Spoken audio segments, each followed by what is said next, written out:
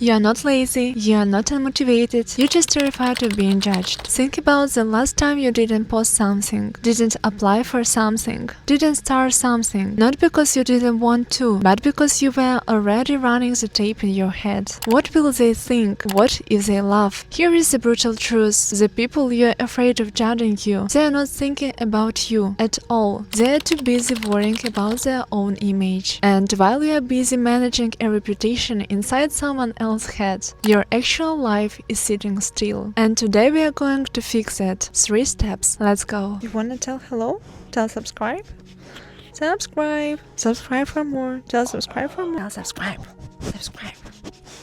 The real cost of caring. There is a word for what most of us are doing without realizing it. It's called people pleasing. And I know that sounds harmless, even kind, but let's call it what it actually is. Self-sabotage in another form. Every time you shrink your idea to make it more acceptable to someone else, that's self-sabotage. Every time you delay a decision because you're waiting to see how people will react, self-sabotage.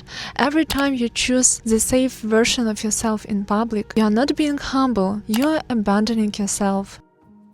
Now here is a psychological concept that changed how I think about this. It's called spotlight effect. Researchers at Cornell University ran an experiment where they had students wear an embarrassing t-shirt into a room and then asked them to estimate how many people noticed. Students guessed around 50% of people saw it. The real number, less than 25%. We are the center of our own universe, so we assume we are the center of everyone else, but we are not. We never were. The energy you spend managing what other people might think of you, it has a cost. That energy could be building something, learning something, becoming someone. Instead, it's disappearing into a judgment that probably never ever happened. So, how do you actually stop, not just intellectually understand it, but change the behavior? Here are 3 things I've used that are simple enough to start today. Step 1. The 24-hour rule. The rule is simple. Before you change, cancel, or water down a decision because of what someone might think, wait 24 hours before acting on that fear. Not 24 hours to spiral, 24 hours to see if the fear is still real or if it already dissolved on its own. Most of the time, it dissolves because most of our social anxiety is short-lived emotional noise, not actual information. The fear feels urgent. It isn't. When you pause, you create a gap between the fear and the action. The gap is where your actual judgment lives. That gap is where the version of you that doesn't need approval makes the call. Step 2. Audit your circle. Be honest with yourself. Whose opinion are you actually afraid of? Write them down. Seriously. The 3 or 4 people whose judgment you are silently structuring your decision around. Now ask yourself this question and don't flinch from it. Would I genuinely want to live their life? Because most of the time, the people we are performing for, we don't even respect where they are.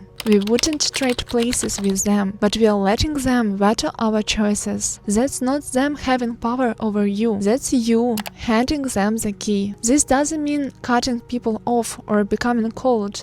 It means being selective about whose feedback you actually let in versus whose reactions you let paralyze you. There is a difference between someone who has earned the right to challenge you and someone whose disapproval is just noise. You get to decide which is which. Action over validation. The last shift is the most important one, and it's mindset, not a tactic. Most of us are waiting to be seen before we level up. We want the proof, the followers, the likes, and you are doing amazing before we commit. But that's backward. The validation follows the action, it never leads it. Every person you look up to who seems confident and unbothered, they weren't born like that. They made moves before they were ready. They started when no one was watching, and because they kept going, eventually someone was. The goal isn't to stop caring completely. We are human. It's not realistic. The goal is to act before the approval arrives and let the results to be the evidence. Stop asking, what will they think? Start asking, what will I think of this choice in 5 years? If I let fear win, that question has a different weight to it. Use it. So to recap, the 24-hour rule to separate fear from decision, the circle audit to know whose voice actually deserves a seat, and action before validation. Always. These aren't complicated, they just require you to make a choice repeatedly, to stop letting other people's imagined reactions run your life. That's what leveling up actually looks like. Not a glow up, not a new aesthetic, a quieter, harder thinking, choosing yourself before you have anyone's permission. If this landed, I made a video on emotional detachment that goes deeper on the internal side of this. I will link it here. And if you want more of this kind of content, subscribe. I'm building exactly this space for exactly this, and I will see you in the next one.